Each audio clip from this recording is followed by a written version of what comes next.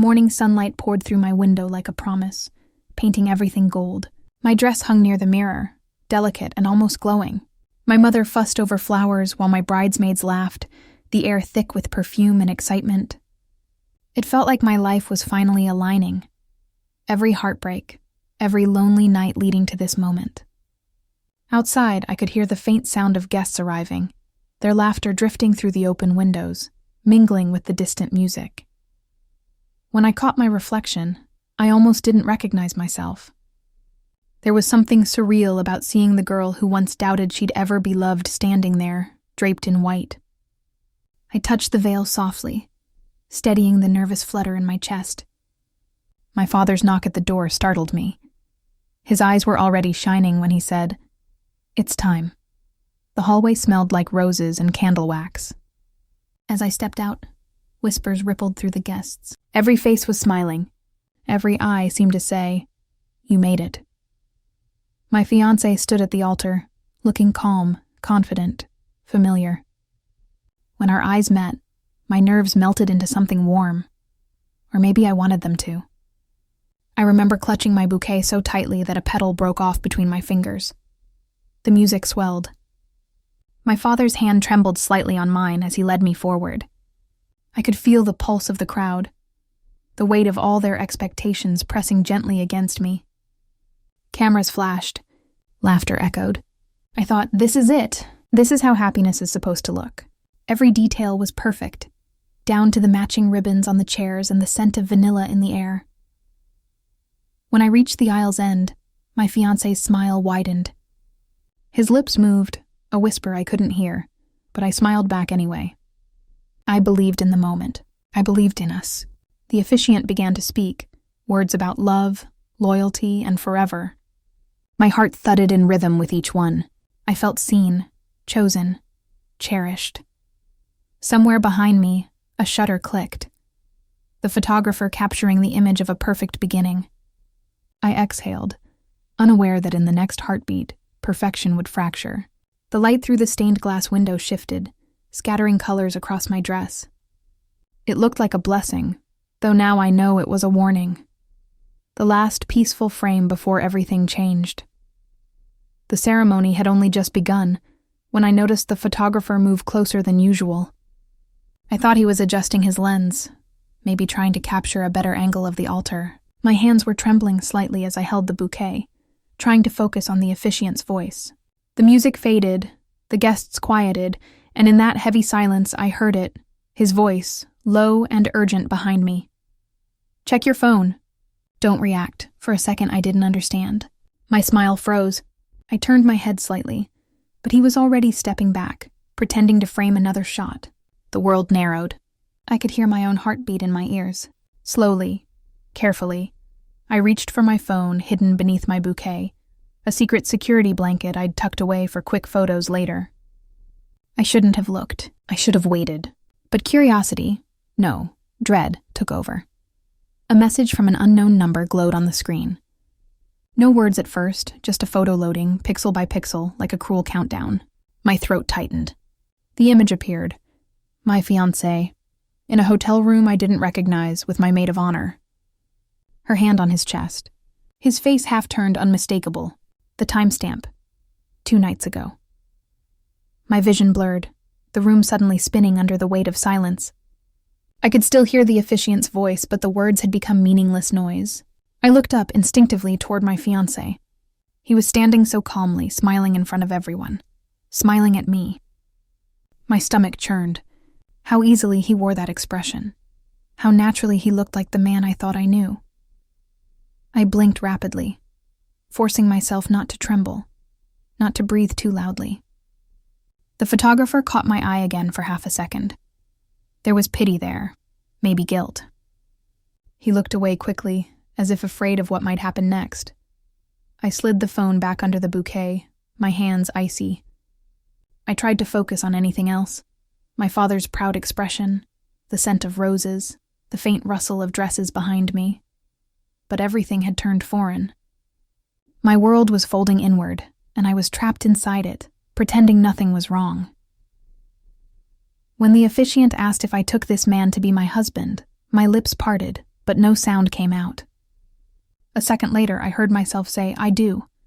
It wasn't my voice. It was something hollow, automatic, like survival. The guest sighed softly, smiling. No one saw the truth sinking beneath the surface of my calm face. Inside, I was screaming. The image stayed burned into my mind long after I locked the phone. My fingers trembled around the bouquet. But I didn't dare look down again. The officiant's voice echoed somewhere far away, muffled beneath the ringing in my ears. My best friend since childhood. The girl who braided my hair, who helped me pick this dress, who cried with me when I said I'd finally found the one, was lying half naked beside the man I was about to marry. The timestamp glared like a wound, 2 nights ago. And beneath the image, one sentence glowed in black and white. "You deserve to know before it's too late, too late."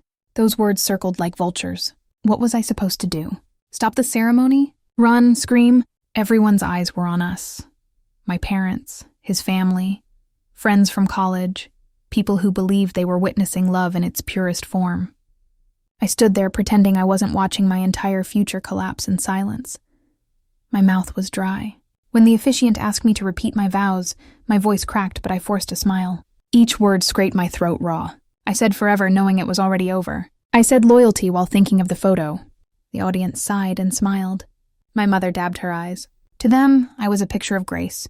Inside, I was ash. I remember his hand brushing mine as he slipped the ring on my finger.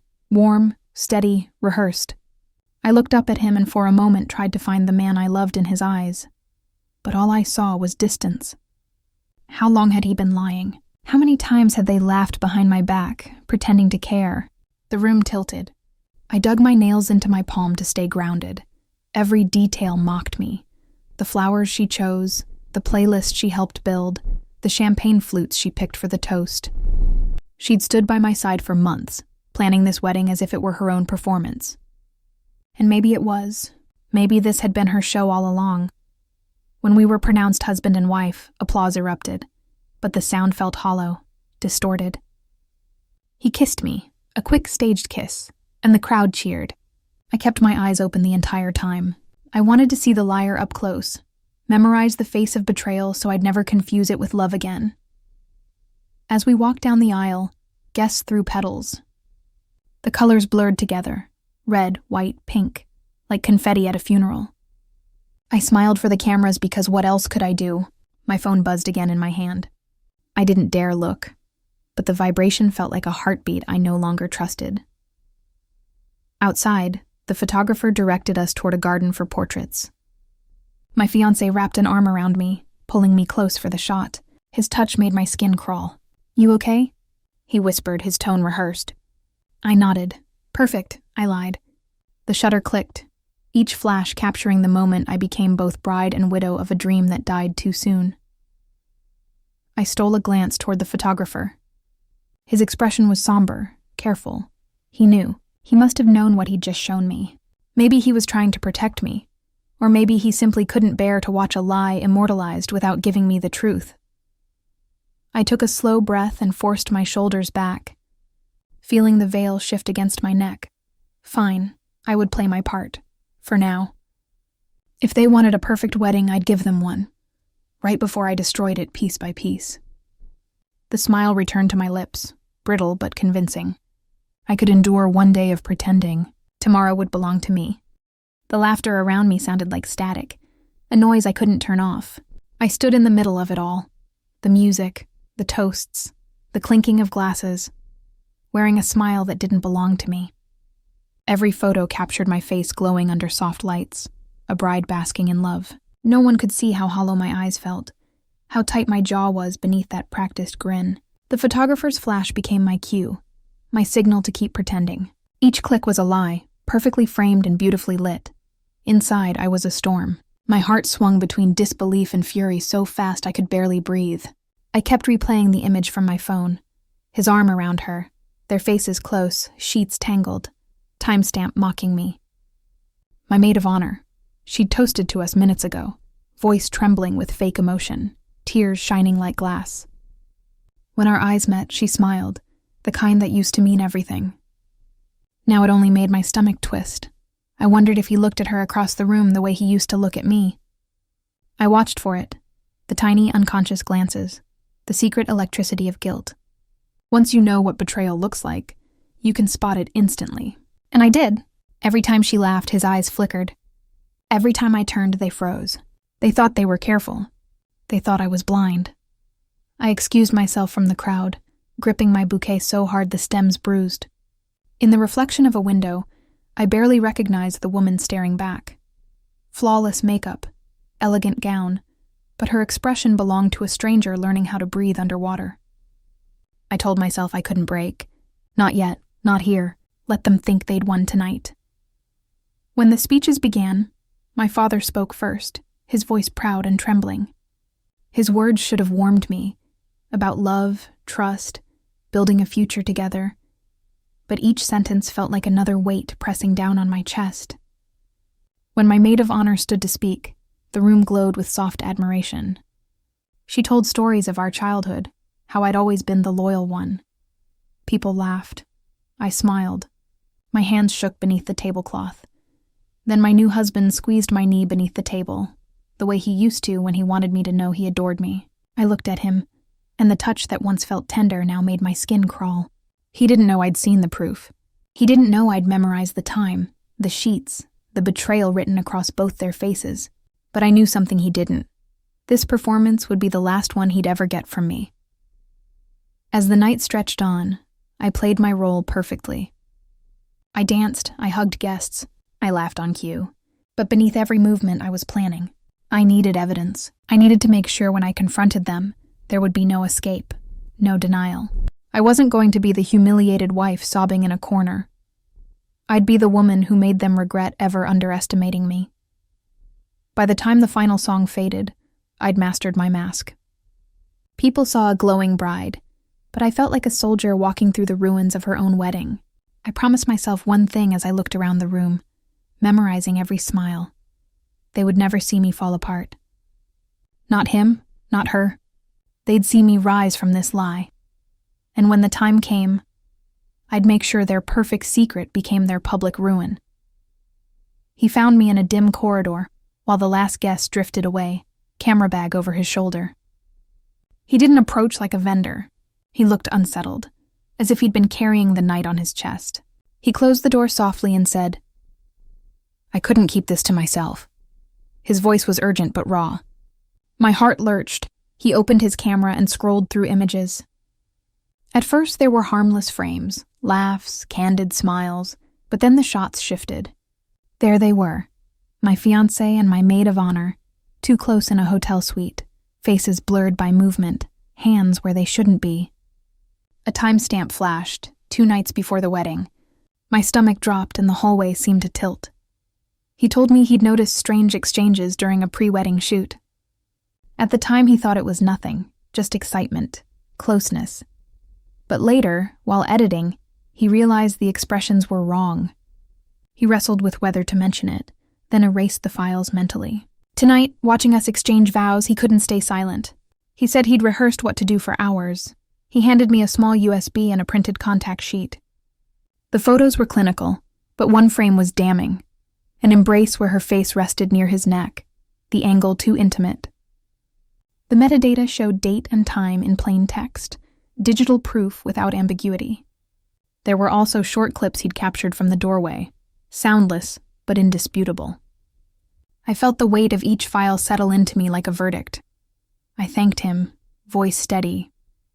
He watched me with a kind of frightened relief, apologizing for the burden he'd put on me. I told him it wasn't his fault. That wasn't entirely true, but it felt like a bridge. I smoothed my dress and folded the printed sheet into my clutch, feeling oddly precise, as if I were closing a case file. On the surface, I returned to the reception composed. I hugged guests, laughed at jokes, posed for photographs. Inside, my mind was calculating. Proof changes everything. It gives you options.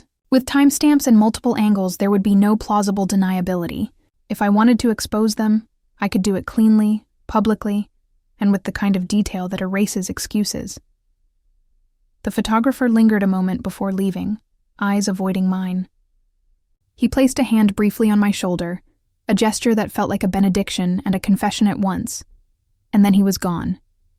I slid the USB into a hidden pocket inside my bouquet where no one would think to look. The music floated through the closed door, champagne glasses chimed, and the party carried on as if nothing had shifted. I felt a strange calm, not the brittle kind I wore earlier, but something colder and steadier. The initial shock had given way to resolve. Revenge, if I chose it, would not be a tantrum. It would be deliberate.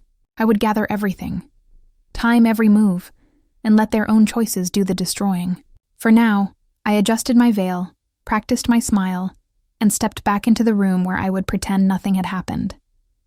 I replayed the images in my head like evidence lining up on a table. Each file was a nail, each timestamp another strike. I thought about timing, spectacle, the faces I'd aim for when I pulled the thread. I pictured the exact moment of disclosure, the hush, the disbelief, the collapse of their carefully curated performance. The idea of patience felt powerful. This wasn't about immediate humiliation, but about a public truth that could not be undone. That night, after everyone had gone and silence filled the suite, I sat alone on the edge of the bed, wedding dress pooled like a ghost around me. My reflection in the mirror looked too calm for what I felt inside. When I closed my eyes, memories bled through the cracks, soft, tender, treacherous. Trust isn't built in grand gestures. It's formed in thousands of small, invisible moments. And now, each one replayed like a cruel montage. I met her when we were 10. She defended me from a group of girls who mocked my thrift store shoes. After that, we were inseparable. We shared every secret, every heartbreak. In high school, when my first boyfriend cheated, she brought ice cream and stayed up all night, promising I'd find someone who saw me for who I truly was. I believed her. She was the sister life forgot to give me. Every milestone, graduation, my first apartment, my mother's illness, she was there, camera in hand, cheering me on. Then he came into my life. I met him at a charity gala. Kind eyes, disarming laugh, the sort of warmth that made you forget caution. He pursued me gently but persistently, always respectful, always patient. He said, "You've been hurt before. I'll never do that to you." I wanted to believe him. My friend did too. She teased me about how smitten I was, but she was supportive, helping me pick dresses for our dates, texting me reminders to trust again. When he proposed, she cried harder than I did. They were the two people I trusted most in this world. I used to joke that if I ever got lost, they were the two who would find me. He built my faith in love again. She rebuilt my faith in friendship. Together, they made me feel like I finally had a family that wouldn't crumble. Now that thought made me nauseous. I remembered the night I introduced them. We were at a cozy restaurant. She was her usual charming self, quick with jokes, always commanding attention. He seemed fascinated, laughing more than usual. I didn't notice anything strange then, why would I? They were my favorite people connecting. That memory, once warm, now tasted bitter. I could still hear the clinking of glasses, their shared laughter, the flicker of something that I had been too blind to see. There were subtle things in hindsight. The way she defended him during our few arguments. How she'd text me that I was overreacting. That he's a good man. I thought she was being loyal to both of us, keeping the peace. And he, always polished, would tell me she was like a little sister to him. Those phrases echoed now like mockery. One afternoon, months before the wedding, I came home early and found them sitting close on the couch, whispering. When they saw me, they jumped apart, laughing nervously. She said they were discussing a surprise for me. Something special for the wedding. I believed her. I didn't question it. That's what trust looks like. Innocence disguised as certainty. Now, every kind word, every shared secret felt tainted. The ice cream she brought after heartbreak, the comfort she offered, the loyalty he swore. All of it had become props in a well-rehearsed illusion.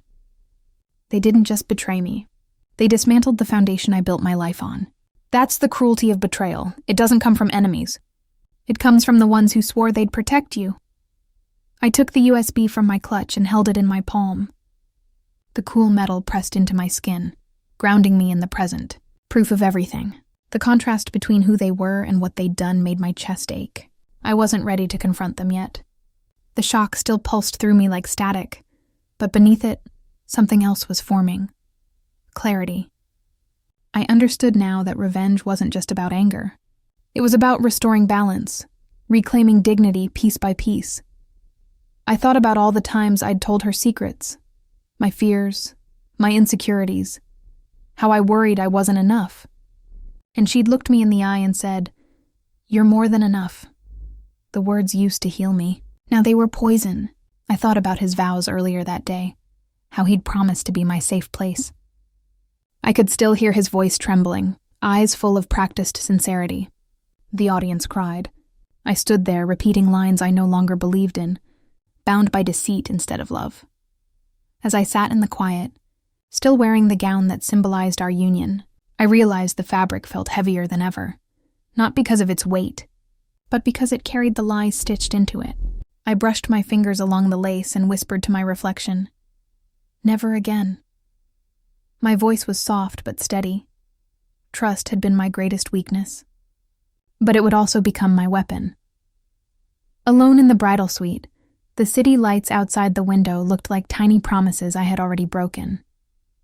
The mirror showed a woman everyone thought radiant, but inside her chest something had split and would not be stitched back together by vows. I sat on the bed, the dress pulled around me like an accusation. My hands were steady. Adrenaline had curdled into a cold, precise clarity.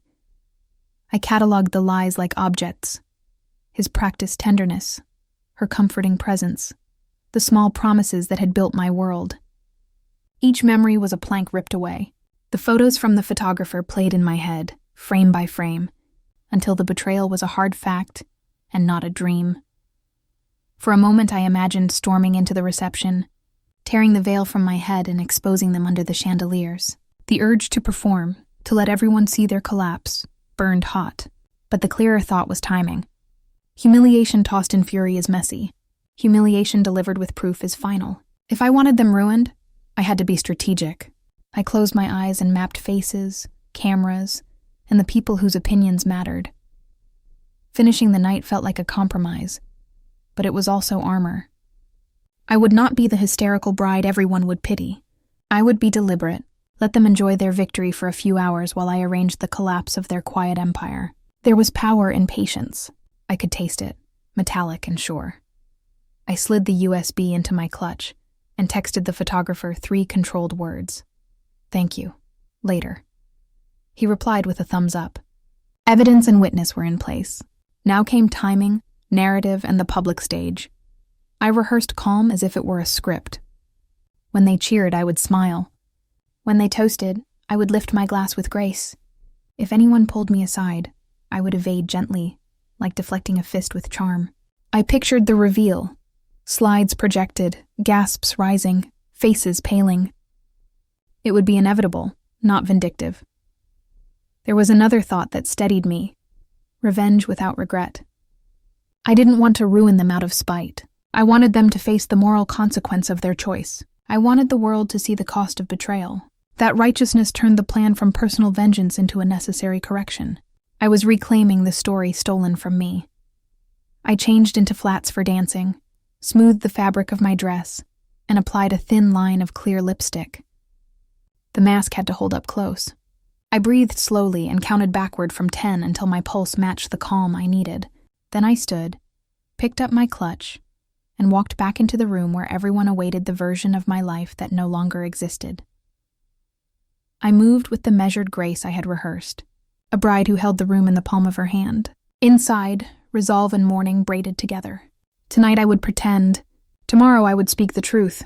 The decision was made, and with it, a new course began. I pictured my father's face when the images appeared, the way he might slump with disbelief. I pictured his mother's forced politeness turning to stunned silence. I imagined friends whispering and people flipping through phones, trying to reconcile what they'd always believed with a new truth. That image steadied me more than anger did. This wasn't about punishment. It was about clearing the fog that made me complicit. I would not be small in anyone's story. No more.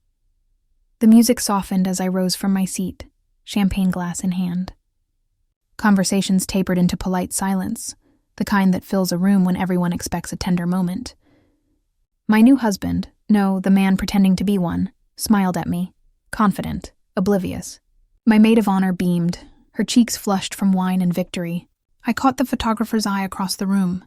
He gave a small, knowing nod. It was time. I tapped the microphone gently. "Hi, everyone," I began, my voice even, smooth, almost fragile.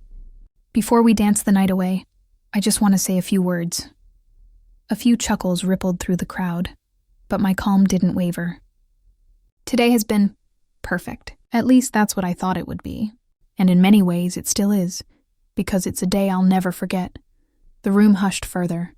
Emotion carried easily in my voice. Years of authenticity made it believable. I've been surrounded by love all my life, family, friends, and especially the two people who've stood closest to me. My husband and my best friend. I paused, letting the words hang. They smiled awkwardly, not yet sensing the shift beneath the surface. "I wanted to do something special tonight," I continued. "Something that captures what relationships mean to me. So I put together a short slideshow, a tribute, really, to love, loyalty, and honesty."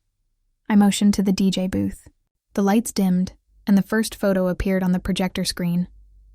A childhood snapshot of me and my best friend, arms linked, grinning with missing teeth. The guests cooed, charmed. Next came a photo of my fiancé and me on our first trip together, laughing in the rain. The crowd sighed appreciatively. Then, the next slide changed everything. The hotel room, her hand on his chest. His shirt half open. Timestamp 2 nights before the wedding. Gasps sliced through the music like glass shattering. Someone in the back whispered, "Oh my God." The sequence continued. A few more photos, messages, videos, each evidence piece perfectly timed. The room turned electric with shock. My maid of honor's hand went to her mouth. My husband's smile died mid-expression. I didn't flinch. My voice, steady and composed, filled the silence. I've always believed love reveals who we are. Sometimes it just takes the right lens to see clearly. The metaphor landed exactly as I'd planned. The photographer avoided eye contact, pretending to adjust his camera. Guests looked between me and the screen, frozen between sympathy and disbelief. "I want to thank everyone for being here," I said, letting calm triumph over pain. "It means more than you'll ever know. Tonight isn't about heartbreak. It's about truth, and about finally knowing who stands beside you for the right reasons." I lifted my glass, and the light caught the liquid, shimmering gold. "To honesty," I said. "The most underrated wedding gift of all." No one moved. The slideshow ended on a black screen with one final message I had typed myself. "Thank you for showing me who you really are." I stepped back, smiling faintly. My chest no longer ached. The air felt lighter, like I'd exhaled a secret that had been strangling me. For the first time that night, I wasn't pretending. Around the room, murmurs began. Some guests looked away, embarrassed to witness such public truth. Others stared at him, at them, like watching a car crash they couldn't turn from. My ex-fiancé tried to speak, but his words stumbled and broke. I didn't wait to hear them. I placed the microphone back on the table, nodded politely to the audience, and walked away. Calm, dignified, untouchable. Behind me, the applause began, not loud, not mocking but hesitant, rising like rain after thunder. And in that fragile sound I found my closure. The screen flickered, and for a heartbeat, everyone thought it was just another sweet montage. The first few images were innocent enough. Me as a child, family dinners, college snapshots, my fiancé and I laughing under fairy lights. Then, without warning, the next slide appeared. A hotel bed, my maid of honor sitting on the edge in a silk robe. My fiancé behind her, shirt unbuttoned, caught mid-laugh. The timestamp blinked in the corner. 2 nights ago. A collective gasp sucked the air from the room. Someone dropped their glass. The shatter echoed through the silence. I watched faces shift, smiles collapsing, eyes darting between the screen and the couple beside me. My maid of honor went pale, frozen in her seat, while he reached forward as if he could stop the images with his hands. He stammered, This isn't what it looks like." But the next photo left no room for lies. Another image appeared, his hand on her waist, lips too close, the reflection of the city lights in the window behind them. Then a short video, muffled laughter, her voice whispering his name. A woman near the front gasped and covered her mouth. The DJ turned down the music completely, though no one had asked him to. My father stood abruptly. His chair screeched against the floor, the sound sharp as thunder. His face flushed red, eyes locked on my so-called husband. "What the hell is this?" he demanded. My fiancé started to rise, stammering excuses. "It's a mistake, I can explain." But his voice wavered, thin and unconvincing. My father's fists clenched. "You humiliated my daughter. On her wedding day." The crowd's whispers swelled into chaos. Some guests tried to look away. Others craned for a better view. I stayed still, glass in hand, watching the storm unfold like it belonged to someone else. But I wasn't detached, I was deliberate. This was exactly how it needed to happen. I stepped forward and took the microphone again. "Please," I said softly, and the noise dwindled. My voice was calm, not shaking, not tearful. "I know this is uncomfortable, but I think everyone deserves honesty, especially when it's been stolen from them." My gaze drifted toward the pair. "For weeks, I've been planning a future with a man who was sharing his nights with my best friend. I only found out this morning," he tried to interrupt. "That's not true," I cut him off gently. "The timestamps say otherwise." I motioned toward the screen, where the final photo now lingered, him asleep beside her, his arm draped over her waist. The quiet in the room was suffocating. Then I looked toward my father. "Dad," I said, "that's why I won't be signing the final document tonight." My words carried through the hall like a bell, measured, decisive, final. A murmur rippled through the guests as understanding sank in. Some began nodding, whispering things like, "Good for her," and "She deserves better." My father's expression softened, pride flickering through the fury. I turned back to the crowd. "I don't want anyone's pity," I said. "I just want clarity. I've learned that love without loyalty is just performance, and trust without truth is just illusion. I don't need either anymore." Someone started clapping, hesitant at first, then louder as others joined in. My ex-fiancé's face twisted in disbelief, shame, and something like fear. My maid of honor reached for him, whispering something frantic, but he pulled away. Their alliance cracked in real time, under the weight of exposure. I continued, my tone unshaken. "So tonight let's celebrate something else. Not a wedding, but a revelation. A reminder that pretending can't hold forever. The truth always finds its moment." The words rolled out smooth, almost poetic. I hadn't rehearsed them, but they felt right. The slideshow faded to black. My reflection appeared faintly on the blank screen. Bride, betrayed, reborn. I stepped away from the mic and set my glass down. Around me, the guests murmured, unsure whether to comfort or congratulate. My father moved toward me, placing a firm, protective hand on my shoulder. "You did the right thing," he said quietly. I smiled, the first genuine one of the evening. "I know." Across the room, my ex-fiancé stood rooted, his face drained of color. The woman who had once been my best friend looked shattered, mascara streaking down her cheeks. They both seemed small now, ordinary, fragile, exposed. I didn't need to yell or cry. Their silence was punishment enough. When I turned to leave the stage, the guests parted instinctively, clearing a path. My heels clicked against the floor, steady and certain, echoing in the stunned stillness. The music had stopped, but I didn't need it. The rhythm was in the rise and fall of every heart that had witnessed what truth looked like when spoken without fear. Behind me, the projector shut off. Ahead, the exit doors gleamed under the soft lights. I walked toward them without looking back, knowing the version of me they thought they knew had ended right there, with the last slide of the slideshow and the first breath of my freedom. The moment I stepped down from the podium, the room erupted into chaos. Whispers turned into shouting. Chairs scraped, and the hum of gossip filled the air like static. The band stood frozen, instruments in hand, unsure whether to continue or pack up. My ex-fiancé, still in his half-buttoned suit jacket, moved toward me, reaching out, his voice trembling. "Wait, please, just listen, it's not what you think.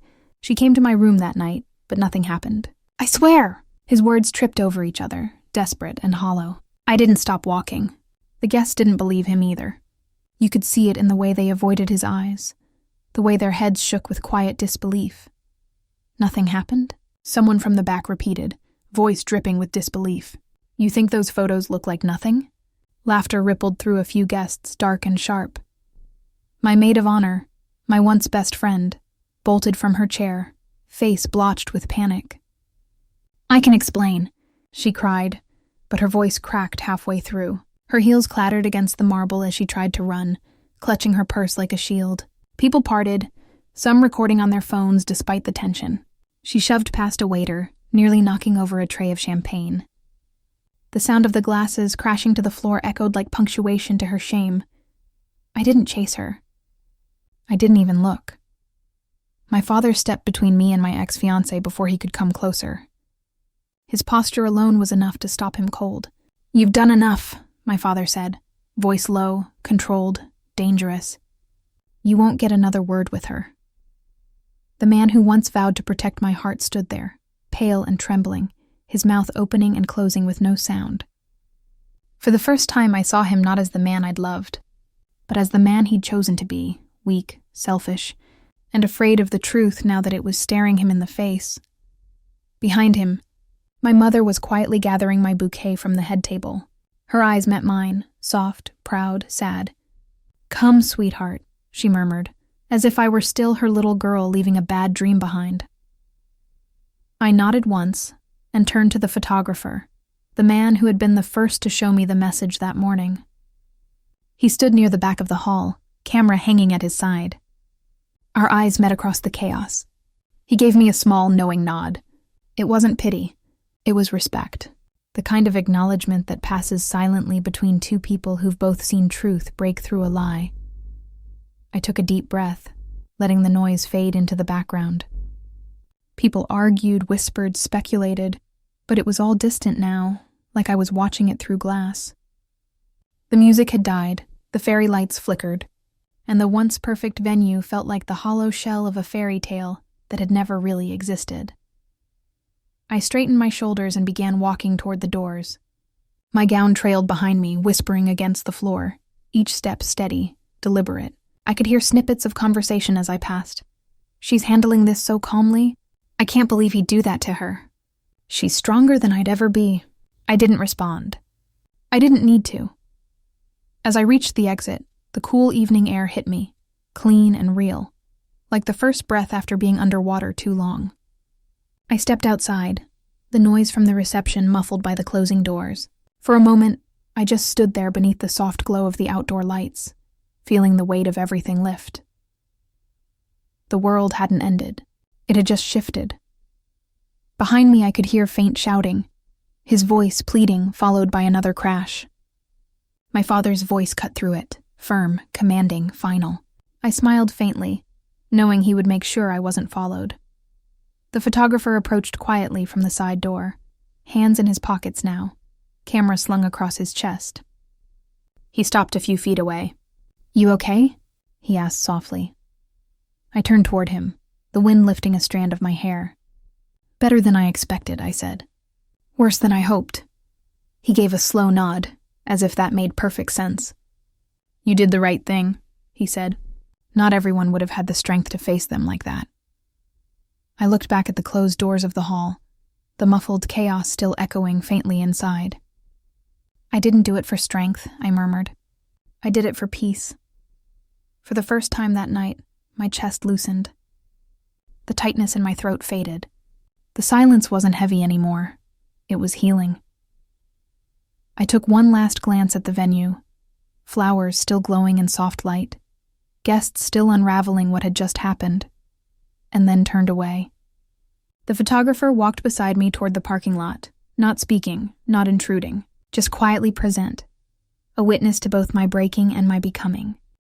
I straightened my shoulders and began walking toward the doors. My gown trailed behind me, whispering against the floor, each step steady, deliberate. I could hear snippets of conversation as I passed. She's handling this so calmly. I can't believe he'd do that to her. She's stronger than I'd ever be. I didn't respond. I didn't need to. As I reached the exit, the cool evening air hit me, clean and real, like the first breath after being underwater too long. I stepped outside, the noise from the reception muffled by the closing doors.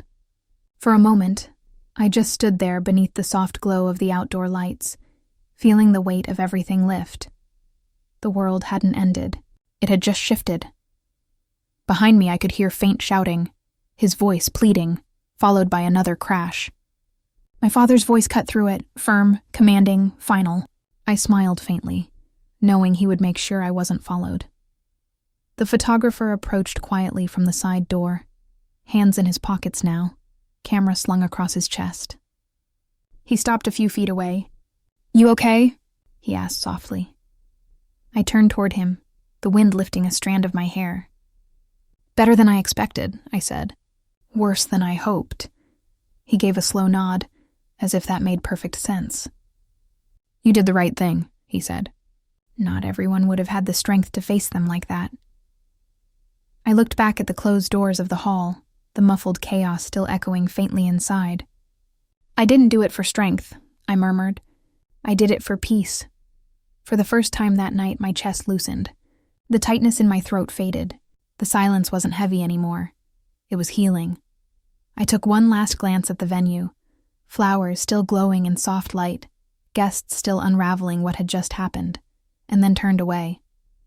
The photographer walked beside me toward the parking lot, not speaking, not intruding. Just quietly present, a witness to both my breaking and my becoming. Somewhere behind us, the wedding I'd spent a year planning was dissolving into gossip and spilled champagne. But ahead of me stretched something far better. A clean slate, a new beginning built on truth, not illusion. And as we reached the edge of the courtyard, I whispered to myself, "Let them remember tonight however they want. I'll remember it as the night I chose myself." The morning after the wedding that wasn't, I woke up to silence. No alarms, no bouquet scent, no bright owl chaos, just the quiet hum of my new reality. My phone was buzzing nonstop on the nightstand, but I didn't touch it for a while. I just stared at the ceiling, feeling the faint ache behind my eyes, the kind that comes after too much crying and too little sleep. When I finally reached for my phone, hundreds of notifications flooded the screen.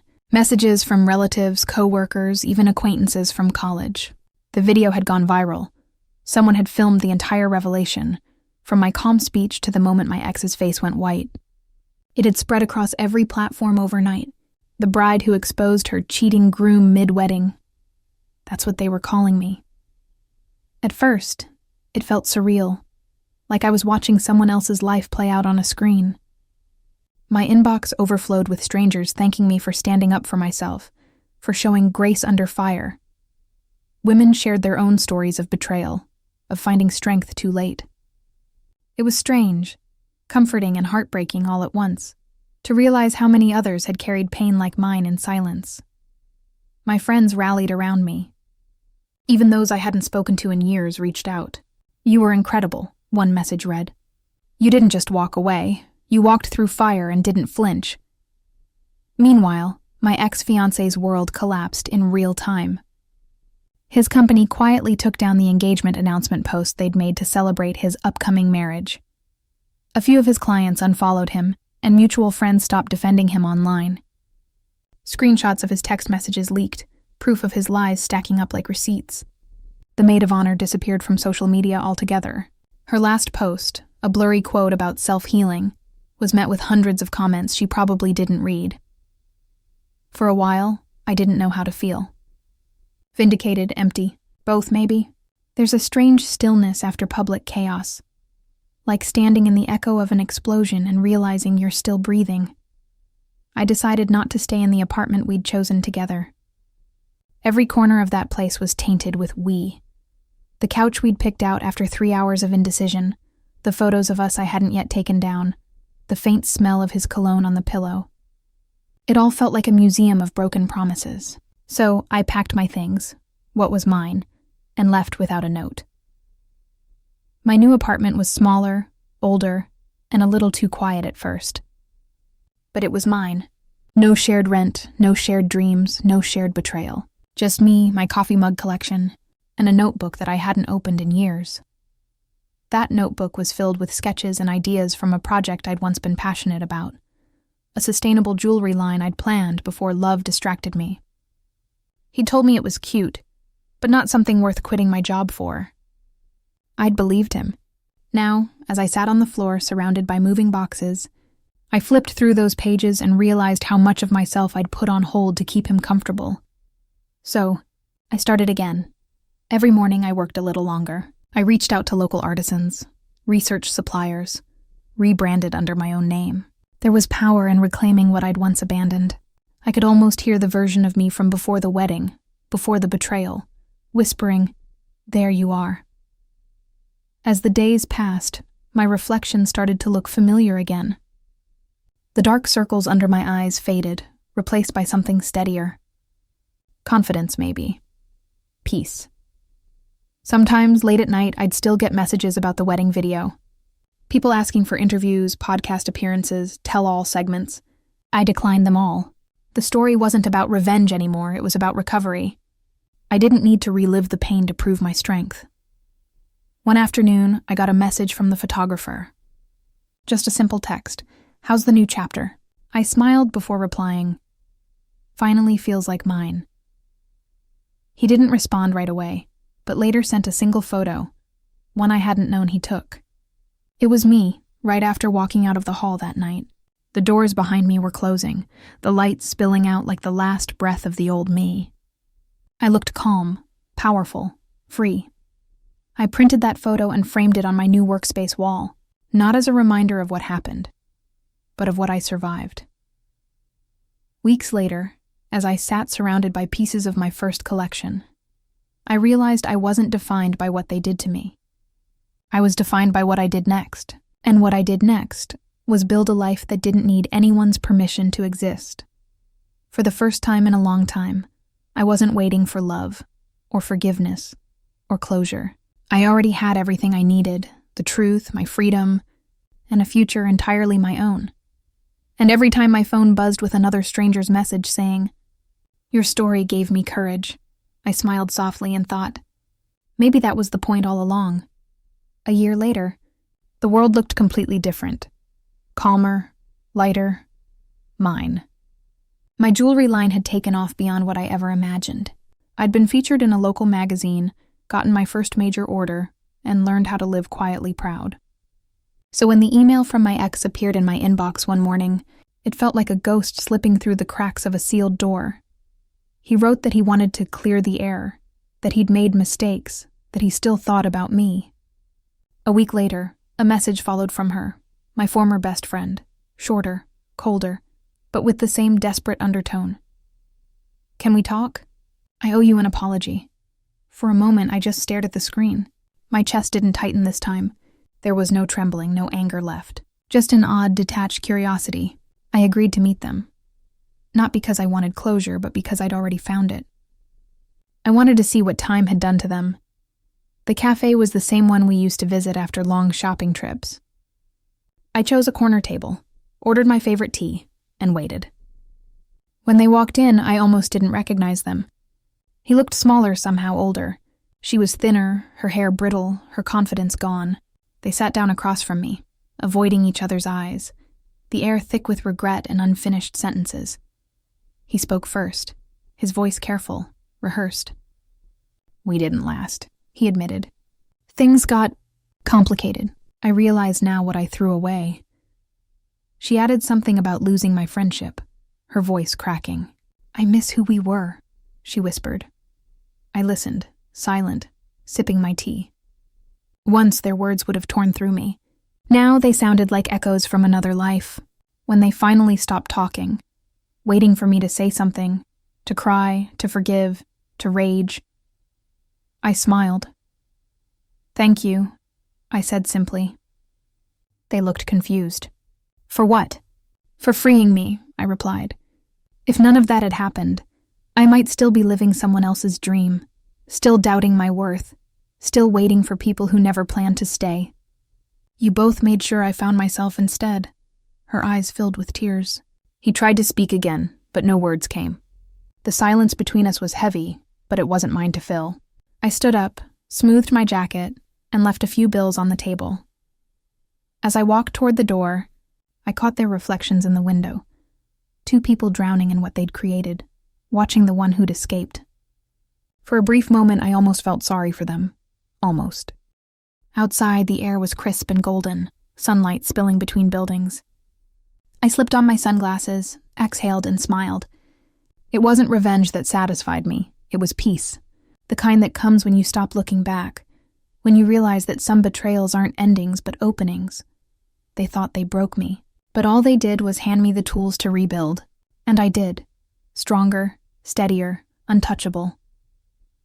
As I walked away from that cafe, my reflection flickered in every passing window. Not a victim, not even a survivor. Just a woman who finally knew her worth. Peace didn't come all at once. It arrived in quiet moments. Mornings when I woke up without checking my phone. Evenings when I cooked just for myself and filled the room with music instead of tension.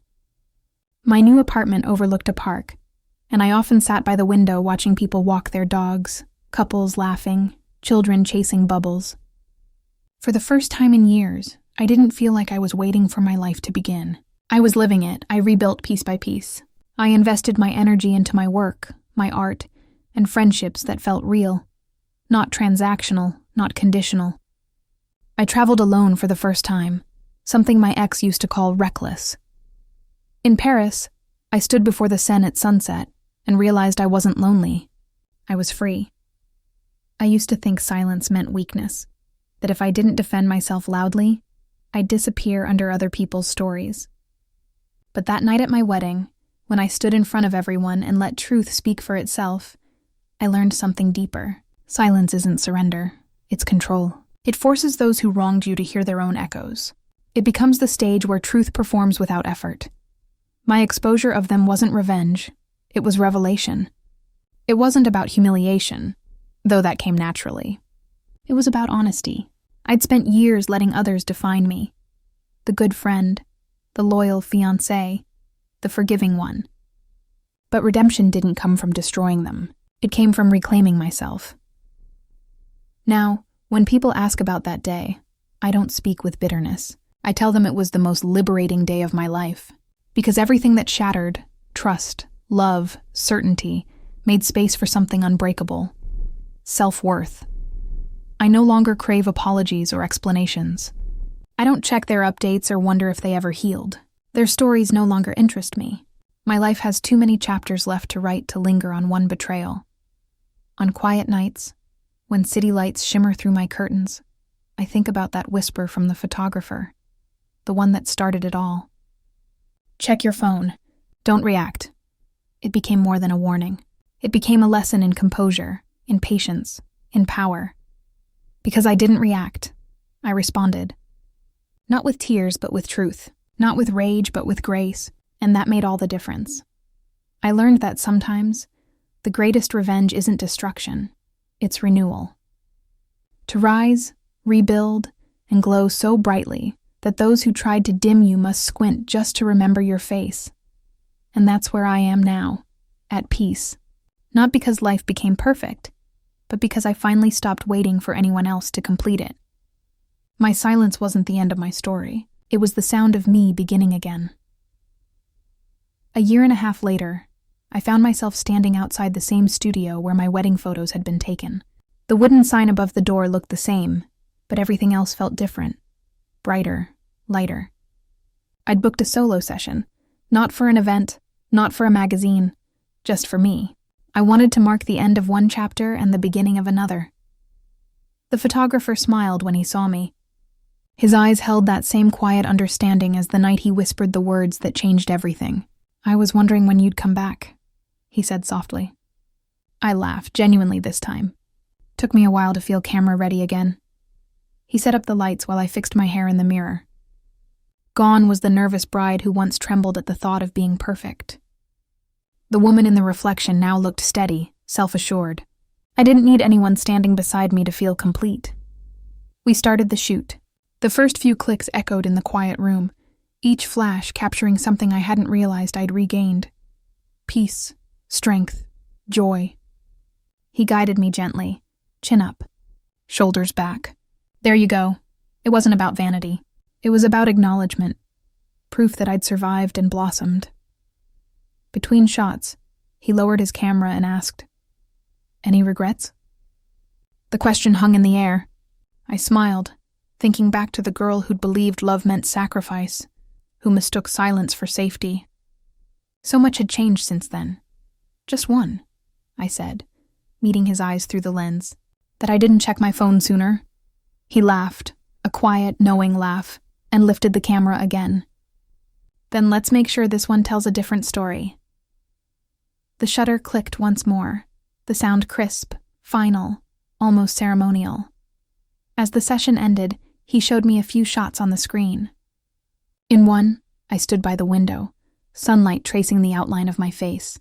I looked content, not triumphant, not defiant, just real. That was the version of me I wanted to remember. Before leaving, I thanked him again. He waved it off. "You gave yourself the ending," he said. "I just captured it." Stepping outside, I felt the same warmth of daylight I'd once felt walking toward an altar. But this time it didn't blind me. It illuminated everything ahead. My story had begun with a whisper and a photograph. Fitting that it ended with another. I glanced at the last picture on his monitor before the door closed. Me, looking straight at the camera, eyes calm, smile subtle but sure. It wasn't the smile of someone pretending anymore. It was the look of a woman who had walked through fire, faced her truth, and come out radiant. And that's the image I carried with me. Not as proof of revenge, but of rebirth. A final photo of peace, a portrait of freedom, fade out on that smile.